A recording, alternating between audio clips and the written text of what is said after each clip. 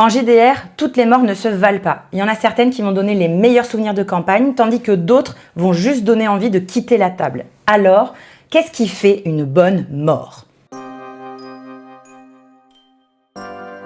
Déjà, on n'est pas tous égaux dans l'investissement qu'on met dans nos PJ, dans le JDR en général, donc je vais évidemment m'adresser aux gens pour qui c'est ardos de laisser partir son PJ, dans lequel on a investi beaucoup de temps, beaucoup d'émotions, depuis la création de sa feuille de personnage jusqu'aux sessions, voire même en dehors avec la création d'un artwork payé par un vrai artiste, d'une playlist carrément et que sais-je. Pour juger si une mort de PJ va être plus ou moins facile à avaler et à faire le deuil, il va falloir qu'on éclaircisse la notion de responsabilité. Et dans la mort en JDR, il y a 3 responsabilités possibles, celle du MJ, celle des PJ et celle du D. Dans les campagnes old school, tu pouvais mourir si tu touchais une poignée de porte. Mais c'était mieux avant. Non, c'est clairement pas mieux avant. Et s'il reste des jambilles sur cette page, c'est le moment de partir et vous n'êtes pas obligé d'annoncer votre départ. Bisous. La porte était piégée par nature, c'était degré de difficulté 30, tu pouvais rien y faire et t'avais surtout aucun indice pour t'y préparer. Ceci dit, il y a des campagnes officielles qui sont hyper mortelles et c'est même le concept de la campagne. Je pense notamment à la tombe de l'annihilation, qui porte très bien son nom. Tant que c'est annoncé et que tout le monde autour de la table en est conscient et a envie d'y jouer, let's go! Sans aller dans ces extrêmes de campagne, un MJ qui vous met dans une situation à haut potentiel mortel, c'est incroyable. Je dirais même, il faut le vivre au moins une fois dans sa vie de rôliste, si ce n'est une fois par campagne en vrai. Parce que c'est dans ces moments-là qu'on réfléchit vraiment en dehors des limites de son personnage, que la coopération revient au cœur du jeu, que la créativité peut s'exprimer à son plein potentiel. Cependant, ça se discute en session 0. À quel point vous voulez que le potentiel de dangerosité et donc de mort soit élevé? Comment on le cadre? Si jamais la mort survient, comment on la gère? Qu'est-ce qu'on peut mettre en place pour la personne directement impliquée, mais également pour les autres autour de la table qui vont potentiellement en être affectés? Est-ce qu'on fait une pause? Est-ce que la personne elle est autorisée à quitter la table pendant que nous on continue? Mais ça demande de l'ingéniosité de la part du MJ pour set-up non seulement un environnement mortel, mais également laisser des leviers narratifs que les PJ vont pouvoir actionner pour pouvoir s'en sortir. Ou de leur laisser l'espace créatif pour s'en sortir difficilement, mais qu'ils ressentent la tension de la potentielle mort imminente. C'est très dur à faire, mais ça s'apprend, ça s'expérimente. En tant qu'MJ, vous êtes le garant du cadre et des limites. Je sais qu'il existe la vanne de le MJ, c'est le dieu du monde et il a le droit de vie ou de mort sur n'importe qui autour de la table. Je pense que c'est faux. Laisser les pleins pouvoirs de manière totalement subjective à une seule personne, ça a créé un haut déséquilibre autour de la table et il faut pouvoir garantir une équité pour que tout le monde puisse s'amuser. Parce que sinon, je te tue de manière arbitraire et t'as rien à dire et c'est comme ça. Personne ne trouve ça drôle.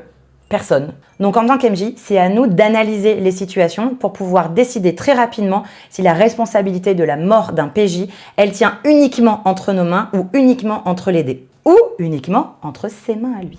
Perdre son PJ, ça doit faire partie du risque dans une session de JDR, mais il faut pas que la mort, elle se trouve à n'importe quel coin de rue ou à n'importe quelle poignée de porte. La responsabilité en tant que PJ, c'est la tienne déjà, mais c'est aussi celle des autres autour de la table. Allez voir ma storytime sur comment j'ai perdu ma PJ à cause d'une pote autour de la table. C'est encore douloureux. La responsabilité individuelle en tant que PJ, j'ai l'impression de parler d'assurance là, c'est tu prends la décision de lancer boule de feu dans un couloir, tu es dans la zone de dégâts de sort, et tu meurs.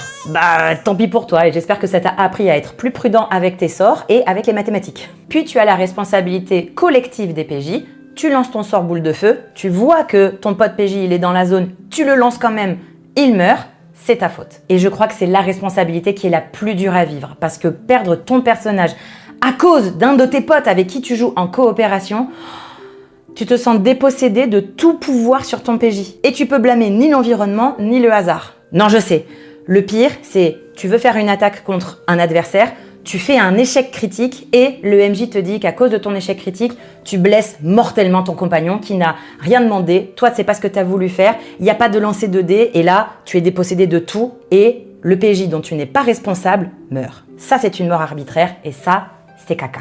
Ne faites pas ça s'il vous plaît, c'est pas drôle, c'est agréable pour personne. En tant que PJ, on est évidemment responsable de ses propres actions, puisque c'est nous qui donnons corps littéralement à notre PJ, à son roleplay, aux règles du jeu. D'ailleurs, et ça fera sens avec la storytime de la mort de ma PJ, je sais pas si vous serez d'accord avec moi, dites-moi en commentaire, le JDR, ça reste un jeu. Donc si vous voyez que votre groupe, il est dans une situation à haut potentiel mortel, mais qu'il y en a un parmi vous qui a pas compris le degré de dangerosité de la situation, Vous avez le droit de sortir du RP, et c'est une pro RP qui vous dit ça, pour peut-être avertir votre pote que là il est en train de mettre en danger tout le groupe. Ça reste un jeu de rôle. On est littéralement à la limite entre un jeu de société et un moment de théâtralité entre copains. Le JDR reste un jeu de coopération. Alors, on fait attention aux magiciens et à ses PV de chips, on fait attention à ses dégâts de zone, et on joue coopératif. Ouais, mais dans mon FP, mon personnage, il ferait jamais ça, en fait, il s'en foutrait des autres. Attention, ça va piquer. Personne ne va t'applaudir parce que tu fais un si bon RP que tu t'en fous des membres de ton groupe. Tu n'es pas Matthew Mercer et tu n'es pas dans un actual play à 12 joueuses autour de la table. Tu es une personne autour d'une table probablement bancale de 4, 5, 6, 7 autres personnes qui ont eu bien de la difficulté à trouver une date pour enfin pouvoir jouer tous ensemble. Comme la plupart des mortels. Don't be an asshole. Dernier responsable, le dé et donc le système de jeu. Tous les JDR ne racontent pas la même histoire. Dans des systèmes de jeu complexes comme des jeux vidéo comme Donjons et Dragons, Pathfinder, etc., où votre personnage c'est comme dans un jeu vidéo avec beaucoup de points de vie, des systèmes même de jet de sauvegarde contre la mort, il y a des sorts de résurrection, de soins très puissants, même des vœux que vous pouvez faire pour ramener quelqu'un à la vie. Il y a tellement de moyens de sauver quelqu'un qui tombe juste KO avant vraiment sa mort complète que on a encore de la marge de manœuvre. La mort pure et dure d'un personnage, quand elle survient, elle est donc très puissante et très impactante. Dans d'autres systèmes de jeu, la mort, elle fait parfois partie du principe même de jeu, comme dans Les kobolds dans Manger mon bébé par exemple. C'est complètement débile, vous jouez en fait une masse de kobolds qui va donc être amenée à l'abattoir, vous lancez à chaque fois un saladier de D6, vous allez probablement jouer 2, 3, 4, 5 personnages durant la même session. Une petite bouffée d'air.